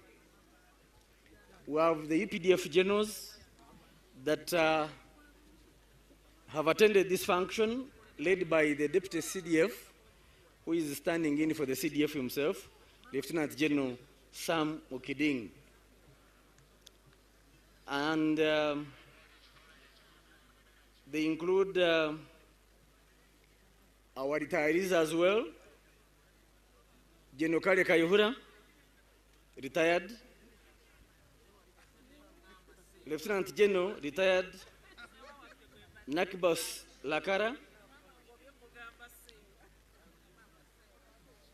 Major General Stephen Kashaka.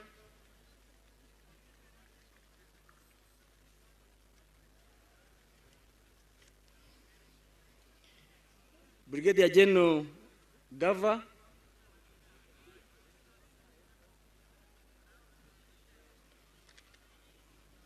Quickly allow me go straight to the serving generals present.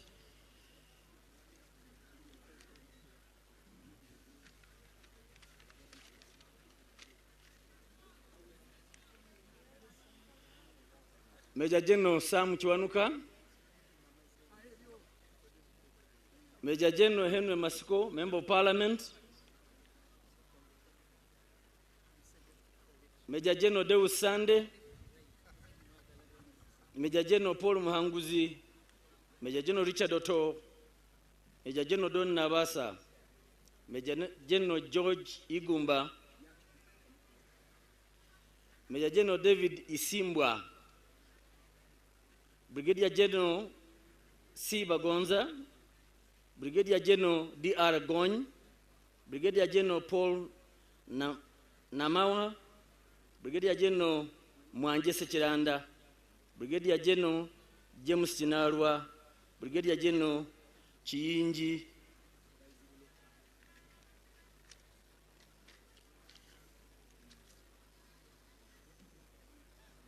Brigadier General Muwanguzi. Brigadier General Biyabarema. Brigadier General Baguma Mugume. Brigadier General retired Mpaji. Brigadier General retired Rwashande. My apologies. Major General retired Fenhans Katirima. Sir, we are joined by defense advisors at the different embassies and high commissions. These include Kanodeo Bijirimana from the High Commission of Burundi, the Embassy of Burundi, Kano Nikolai Pavlov from the Russian Embassy, Kano Zolami Petero Mbekenyi, DA South Africa, Kano Emmanuel Ruzindana, Defense Advisor, the High Commission of Rwanda, and Kano Patrick Kandauda, Defense Advisor, Kenya High Commission. Sir, from the police, the function has been attended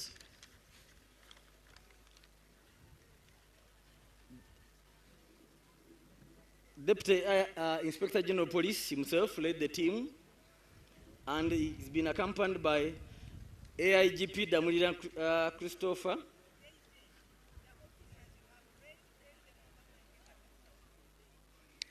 the officers have read from the UPDF. His Excellency the President has invited you for a photo with him. Please come forward for a group photograph with His Excellency the President. The generals that I mentioned, and in case any other he did leave out, like if I have not mentioned your name and it wasn't given here, kindly join the group photograph with His Excellency the President.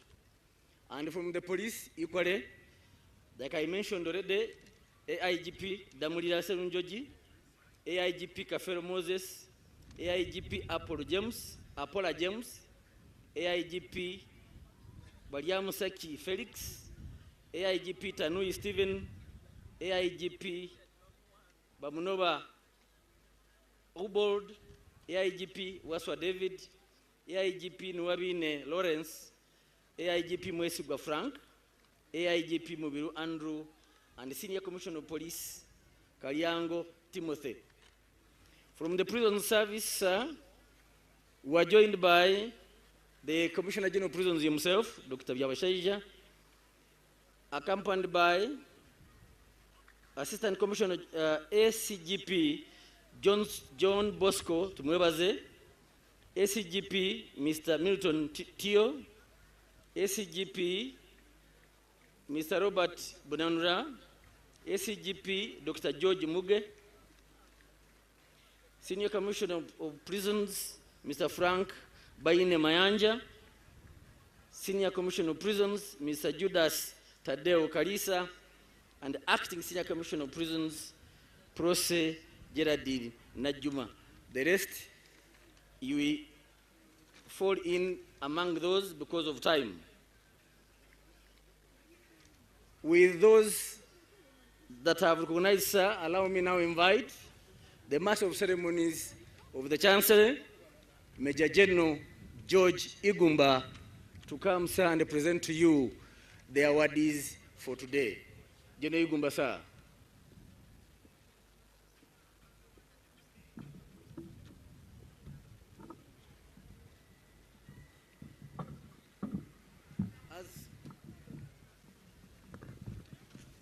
As General Igumba comes, sir, he's already here.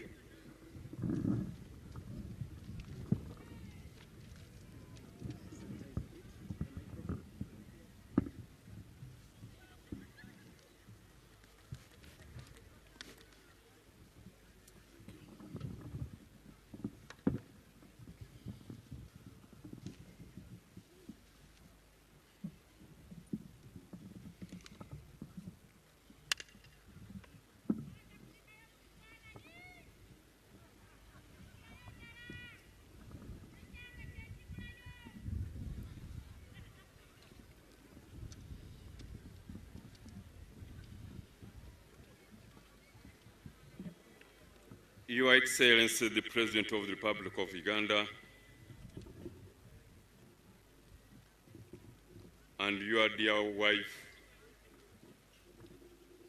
Ma'am Janet Katam Museveni, who that was as the Minister of Education and Sports.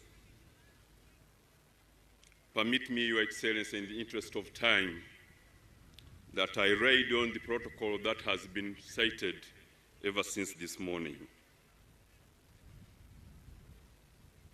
Distinguished invited guests, ladies and gentlemen, on this year's 36th anniversary of the National Heroes Day celebrations, His Excellency the President is pleased to recognize deserving citizens of the Republic of Uganda and other persons by awarding them titles of honor and conduct the presentation of the 50 of them is me, Major General George Igumba, the Master of Ceremonies of the Chancery as per law established.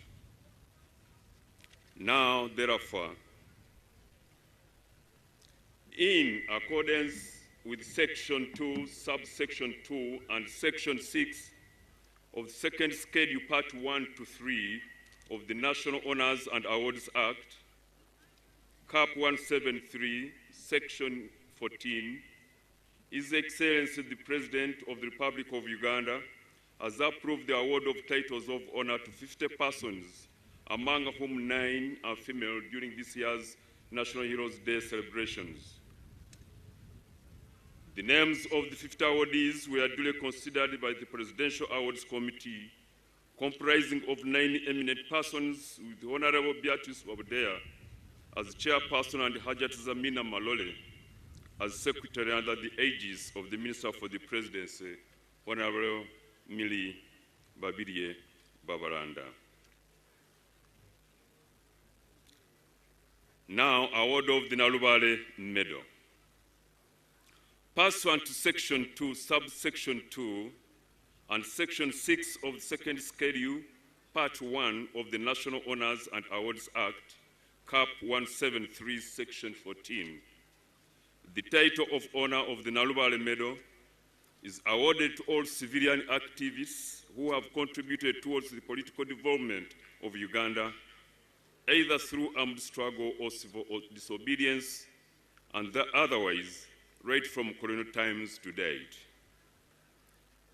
The 18 persons who have been duly approved are Resistance Army number 56332 Ntambrech Boniface, may his soul rest in peace. He was male from Kabale district.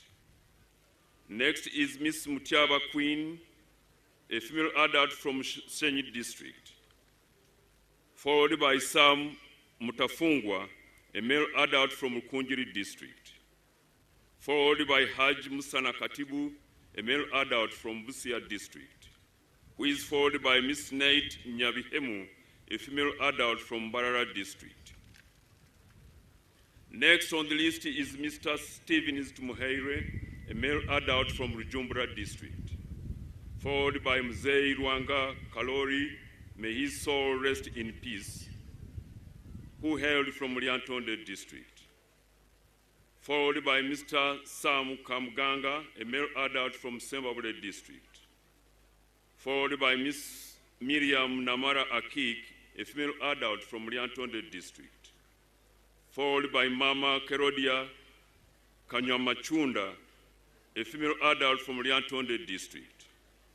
The next on the list, Your Excellency, is Mr. Ezekiel Rabutiti, a male adult from Lyantonde district, who is followed by Sheikh Dauda Serunjoji, a male adult from Wakiso district, who is followed by Haji Abdul Karim Kironde, a male adult from Tambala district, followed by God Geoffrey Oriada Erabu, a male adult who hailed from Amudia district. May his soul rest in peace. Mr. Moses Juko, a male adult from Michana district. Mr. Baziru Bakamwirukira, a male adult from Untungamo district, who is followed by Dioson Senjobe, may his soul rest in peace, a male adult who hailed from Wakiso district, who is followed by, in this category, by Lieutenant Fred Mukwaya, a male adult from Wakiso district. The next category, Your Excellency, Board of the Kabalega Star Medal.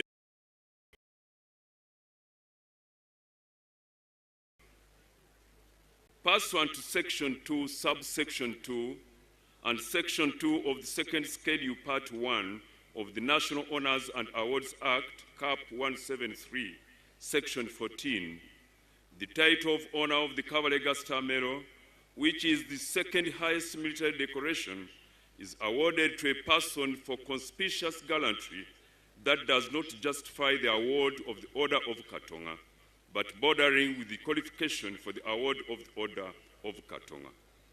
The one awardee who has been duly approved is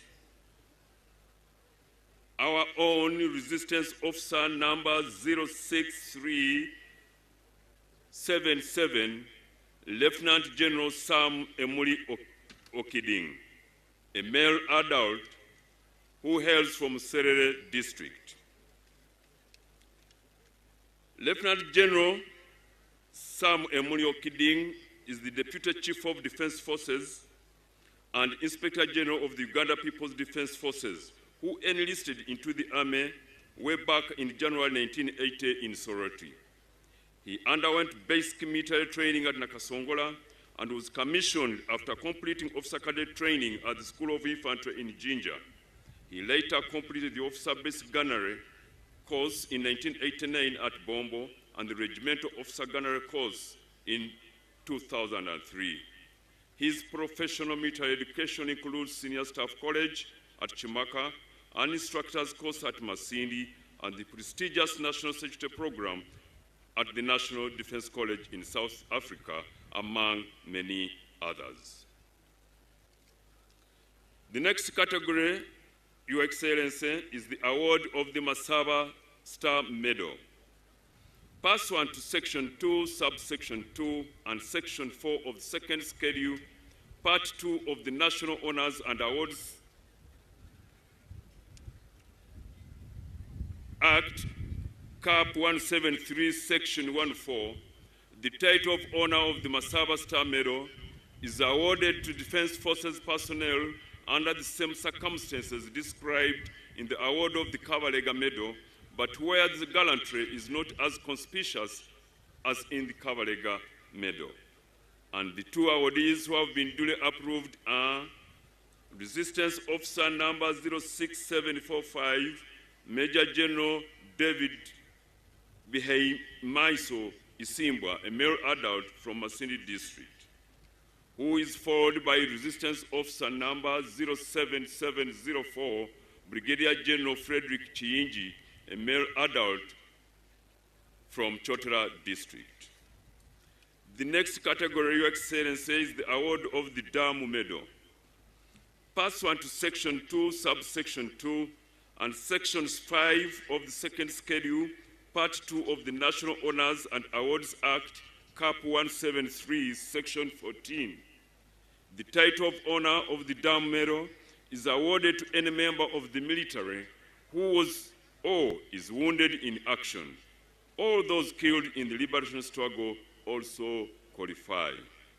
The one awardee who has been duly approved is Resistance Officer number 02848, Lieutenant Colonel Sam Wamala, a male adult from Luero District. The next category, Your Excellency, is the award of the Luero Triangle Medal. Pursuant to Section 2, Subsection 2, and Section 6 of the second schedule, Part 2 of the National Honors and Awards Act, Cap 173, Section 14, the title of honor of the Luero Triangle Medal is awarded to any person, military or civilian, who either joined the struggle or operated closely with the armed freedom fighters against dictatorships in Uganda from 1981 to 1986. The four awardees who have been duly approved, Your Excellency, are Mr. Elijah Mubiru Musoke, a male adult from Nakaseke District. Mr. Moses Mukibi, a male adult from Nakaseke District. Resistance Officer number 00489, Captain Joseph Chibira, may his soul rest in eternal peace, who was a male adult hailing from Chiwaga District.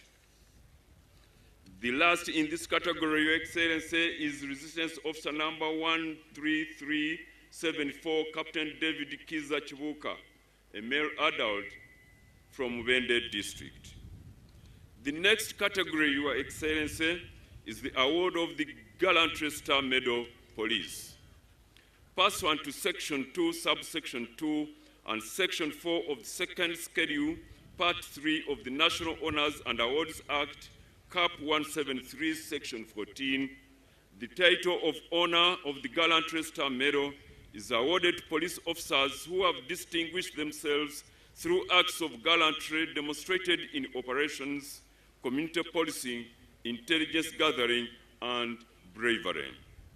The two awardees who have been duly approved are number 57842, Police Constable Mukisa Charles, a male adult from Kamuli District, followed by number 66759, Police Constable Ongia Chan Walter, a male adult from Nebi District.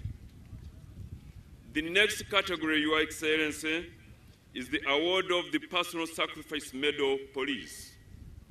Pursuant to Section 2, Subsection 2, and Section 8 of the second schedule, Part 3 of the National Honors and Awards Act, Cap 173, Section 14, the title of honor of the Personal Sacrifice Medal is awarded to officers who have been wounded or killed in the line of duty. It may be awarded posthumously.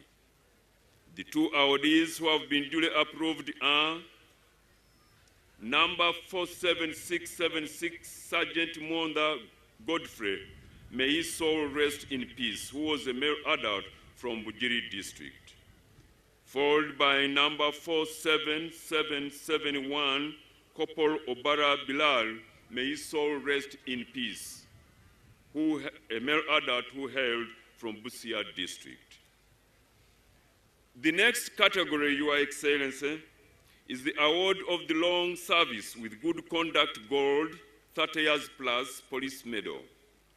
Pursuant to Section 2, Subsection 2, and Section 9 of the second schedule, Part 3 of the National Honors and Awards Act, Cap 173, Section 14, the title of Honor of the Long Service with Good Conduct Gold 30 years plus medal is awarded to officers with long service years with a clean and uninterrupted service to the force. The two awardees who have been duly approved are K/882, Senior Superintendent of Police Kavuma Henry, a male adult from Lwengo District, followed by number 28001, Sergeant Tuliakira Rose Margaret, a female adult from Kawale District. The last but not least category, Your Excellency, is the award of the National Independence 60th Diamond Jubilee Medal. Pursuant to Section 2, Subsection 2, and Section 5 of the Second Schedule, Part 1 of the National Honors and Awards Act, Cap 173-14, the title of honor of the National Independence 60th Diamond Jubilee Medal is awarded to a person in recognition of outstanding service and loyalty to the country from 9th October 1962 to 9th October 2023, and who has championed and contributed significantly to the struggle for independence, or to a person who has continued to protect independence of Uganda. The 18 persons, Your Excellency, who have been duly approved are Mr. William Peik, a male adult from United Kingdom. Mr. William Peik is a renowned British-born journalist who made a lasting impact on Uganda's media landscape, particularly during the country's critical transition periods. He is the best known for his long tenure as the editor-in-chief of the New Vision, Uganda's leading government-owned daily newspaper, where he played a pivotal role in shaping public discourse and promoting press freedom during and after the country's turbulent years of political transition. The next is Ms. Porteous Alson Pamela, a female adult from the United Kingdom. She is a renowned world correspondent who filmed alongside guerrilla fighters across the globe. Before covering Uganda's Bush War in early 1985, she had reported from Afghanistan she had reported from Afghanistan with the Mujahideen fighting the Russians, with the Tamil Tigers in Sri Lanka, and with the Shining Path in Peru. Next is Dr. Anne Merriman. May her soul rest in peace. She was a female adult from the United Kingdom. Dr. Anne Merriman, MBE, was a British-Irish physician known for pioneering palliative care in Africa, particularly in Uganda. Next on the list, Your Excellency, is Mr. Kasiribo Mushaija Enoch, a male adult from Mubende District. The next is Resistance Officer number 03194, Lieutenant Retired Alfred Kalema, a male adult from Lyantonde District. Next is Lay Canon Onesimus Anyonyi Reho, a male adult from Chirura District, who is followed by E/number 524, Commissioner of Police, Richard Echega, a male adult from Maracha District, followed by Mr. Simon Lodim, a male adult from Nakapiti District. Next on the list is Mr. Richard Kapere, a male adult from Chenjojo District, followed by Luis Onzima, a male adult from Maracha District, who is followed by Miss Betty Naiti, a female adult from Buko District, who is followed by by Superintendent of Prisons, retired Walter Ogaba, a male adult from Guru District. Next on the list, Your Excellencies, Principal Officer 2, Alexander Mericha Clear, a male adult from Moyo District. Next is Chief Warder 1, Tony Ogwal, a male adult from Lirad district. Next is Chief Wardros 3, Alice Achan, a female adult from Chitugum district, who is followed by Resistance Army number 147583, Warrant Officer 1, Baluku Bartholomew Matata, a male adult from Kasese district. Next on the list, Your Excellency, is Resistance Army number 206606, Staff Sergeant Waiswa Anthony, a male adult from Jinja district, who enlisted into the Uganda People's Defense Forces on 23rd November 2006 after completing his Uganda Advanced Certificate of Education. He is an Air Master 133 Electrical Instruments and Avionics Squadron of 1 Air Force Wing Entebbe. The very last but not least on my list, Your Excellency, is none other than Miss Charisima Patience, a female adult from Kabale district. Your Excellency, with due humility, I beg to submit, while thanking you for your kind attention and patience for God and my country.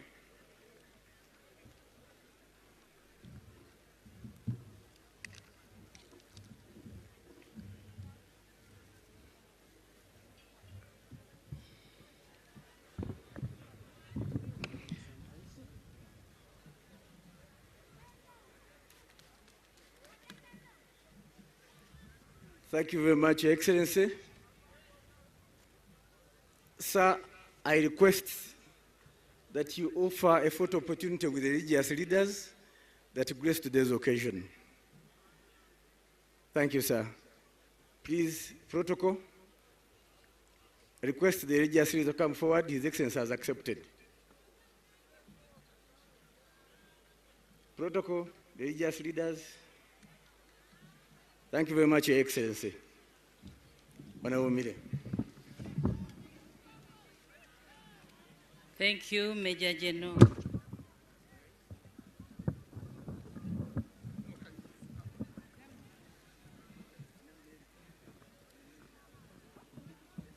Thank you, Major General Felix Kulayigye.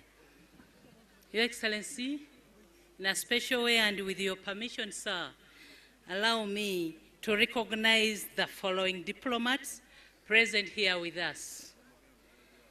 Ambassador of Ireland, High Commissioner of Kenya, High Commissioner of Tanzania, Ambassador of Algeria, IGAD Head of Mission, Representative of IOM,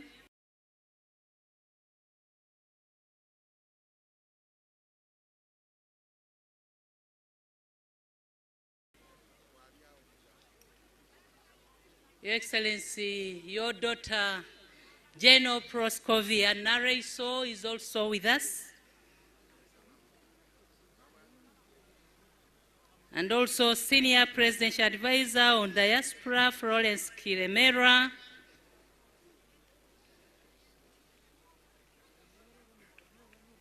Your Excellency, we are having 3 performing teams. But at this juncture, sir, allow me to invite Teddy Bears Nursery and Primary School to entertain your guests. I thank you, sir, Your Excellency. Teddy, where are you? Teddy Bears.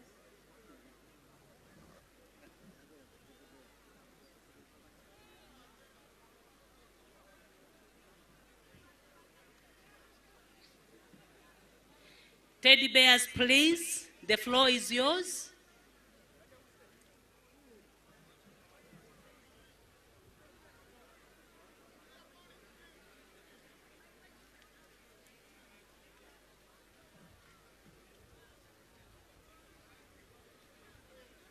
Please allow Teddy Bears Nursery and Primary School to come and entertain Mzei's guests.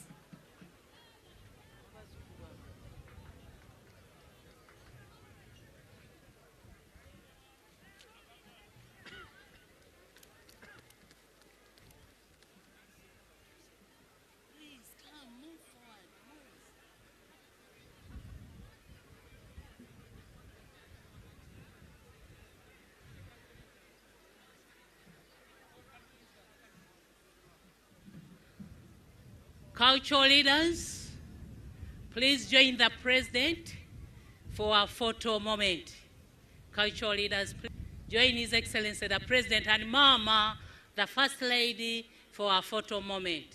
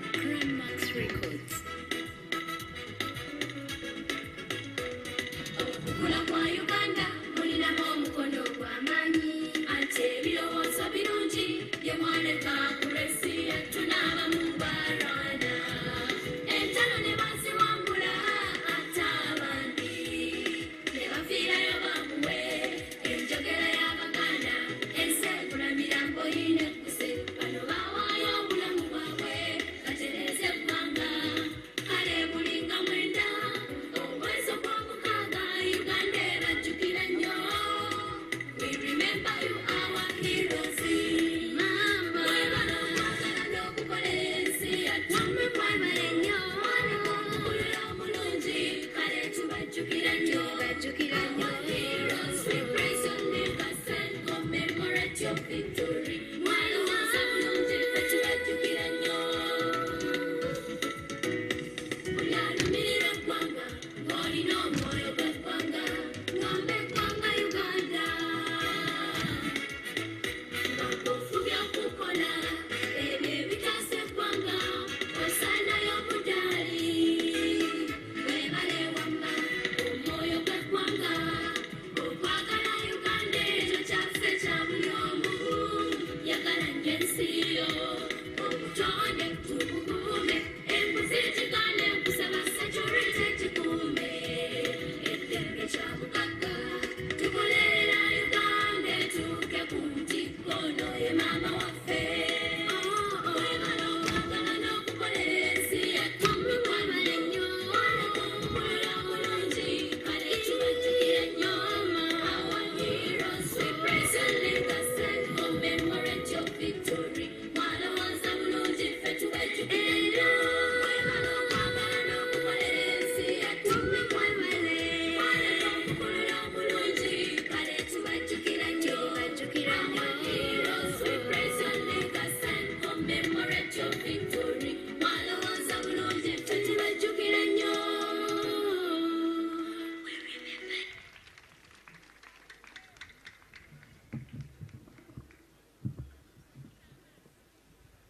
Thank you.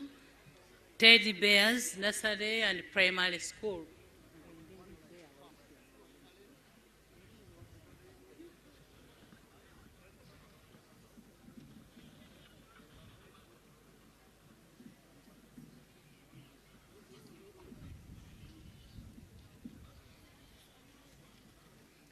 Anthems.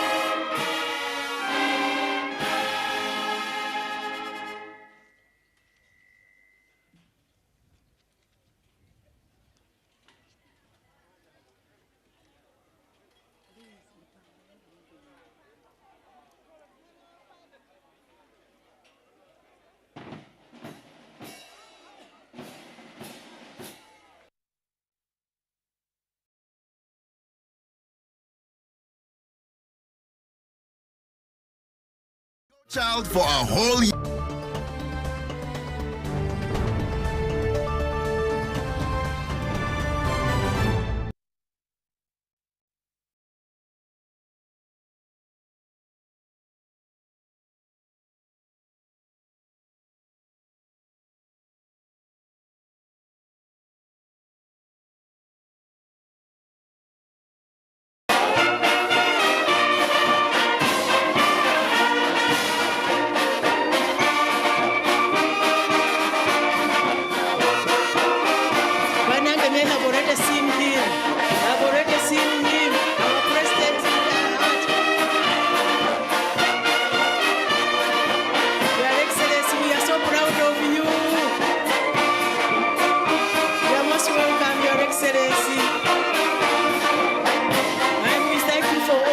That you have done in this country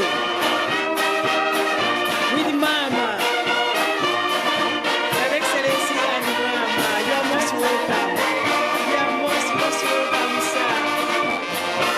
His Excellency and Mama.